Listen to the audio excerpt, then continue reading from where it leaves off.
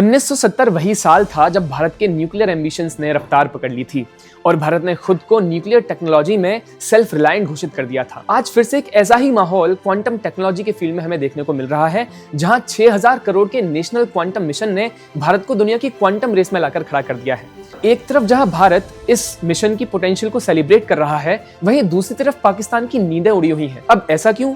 आज हम यही जानेंगे। लेकिन सबसे पहले ये क्वांटम टेक्नोलॉजी है क्या? आसान भाषा में समझें तो एक ऐसी सुपर स्मार्ट टेक्नोलॉजी है जो हमारे कंप्यूटिंग, कम्युनिकेशन और हमारी सिक्योरिटी को कई गुना बेहतर बना सकती है। दुनिया के कई देश जैसे यूएस, चाइना और यूरोपियन यूनियन इस टेक्नोलॉजी को डेवलप करने की रेस में पहले से है और अब भारत भी इस रेस में जुड़ रहा है। भारत ने 2023 में नेशनल क्वांटम मिशन शुरू किया था, जिसमें 6000 करोड़ रुपए से ज्यादा का निवेश किया जा रहा है और इसका मकसद भारत को क्वांटम कंप्यूटिंग, कम्युनिकेशन और सेंसर टेक्नोलॉजी में दुनिया का लीडर बनाना। लेकिन इसमें सबसे जरूरी बात यह है कि क्वांटम टेक्नोलॉजी नेशनल सिक्योरिटी में विस्फोटक बदलाव ला सकती है। ये सिर्फ तकनीक नहीं बल्कि एक टैक्टिकल वेपन है जो किसी भी देश की साइबर सिक्योरिटी, सर्विलियंस और यहाँ तक कि मिलिट्री टैक्टिक्स को भी बदल सकती है। अब इसमें डेवलपमेंट्स की बात करें तो भारत ने पहले ही 6 क्यूबिट क्वांटम प्रोसेसर बना लिया है। लेकिन एक मिनट, अब आपके मन में ये सवाल होगा कि एक क्यूबिट क्या होता है? तो जिस तरह नॉर्मल कंप्यूटर्स में बिट्स यानी 0 और 1 में काम करते हैं, उसी तरह क्वांटम कंप्यूटर्स में क्यूबिट्स पे काम किया जाता है। किसी कंप्यूटर में जितनी ज्यादा क्यूबिट्स होती हैं, उसकी स्पीड और एफिशिएंसी उतनी ही ज्यादा होती है। 6 क्यूबिट प्रोसेसर बन पाना एक छोटा लेकिन बहुत जरूरी कदम है, क्योंकि अगले कुछ सालों में हमारा टारगेट 1000 क्यूबिट तक के क्वांटम कंप्यूटर्स बनाना है और 2000 किलोमीटर तक का एक सिक्योर्ड क्वांटम कंप्यूटिंग नेटवर्क तैयार करना है, जिसको हैक या ब्रीच करना लगभग नामुमकिन होगा। लेकिन अब इसमें मेन सवाल कि भाई इस बात से पाकिस्तान का क्या लेना देना? आखिर इस खबर ने पाकिस्तान की नींद क्यों उड़ा रखी है? High value thing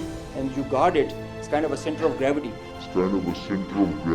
पाकिस्तान, जहां के military officers centre of gravity जैसे अनोखे मीम्स देने के लिए जाने जाते हैं, उन्हें आखिर क्वांटम कंप्यूटर से क्या लेना देना? तो आज के इस दौर में हर देश की सुरक्षा उसके डिजिटल पिलर्स जैसे RSA और AES एल्गोरिथम्स पर टिके हुए हैं। यही वो एल्गोरिथम्स होते हैं जो देश की सेंसिटिव इंफॉर्मेशन, गवर्नमेंट सीक्रेट्स और मिलिट्री कम्युनिकेशंस जैसे कॉन्फिडेंशियल एस्पेक्ट्स को बचाए रखते हैं। लेकिन क्वांटम कंप्यूटर्स इतने ताकतवर हैं कि वो आज की सारी एन्क्रिप्शन टेक्नोलॉजी को बस कुछ ही मिनटों में तोड़ सकते हैं। अब पाकिस्तान, जो पहले ही साइबर सिक्योरिटी के मामले में सबसे कमजोर देशों में गिना जाता है, अगर भारत के पास ये ताकत आ जाती है तो पाकिस्तान की मिलिट्री और गोपनीय जानकारी खतरे में पड़ सकती है। ये टेक्नोलॉजी भारत को ऐसी स्पाइंग और सर्विलेंस की ताकत दे सकती है जो पाकिस्तान के लिए मुश्किल खड़ी कर सकती है। लेकिन एक मिनट, अगर ऐसा है तो ये खतरा तो भारत को भी हो सकता है। तो इससे निपटने के लिए भारत का क्वांटम सैटेलाइट, जो अगले 2-3 साल में लॉन्च होने वाला है, ऐसी सिक्योर कम्युनिकेशन लाइन बनाएगा जिसे कोई हैक नहीं कर सकता। दूसरी तरफ भारत की बढ़ी हुई सर्विलेंस कैपेबिलिटी पाकिस्तान की मिलिट्री टैक्टिक्स, खासकर बलूचिस्तान जैसे सेंसिटिव इलाकों में कमजोर कर सकती है। अब किसी भी टेक्नोलॉजी को डेवलप करने के लिए यूथ, इंफ्रास्ट्रक्चर और वर्कफोर्स की जरूरत होती है। और अगर वर्कफोर्स की बात करें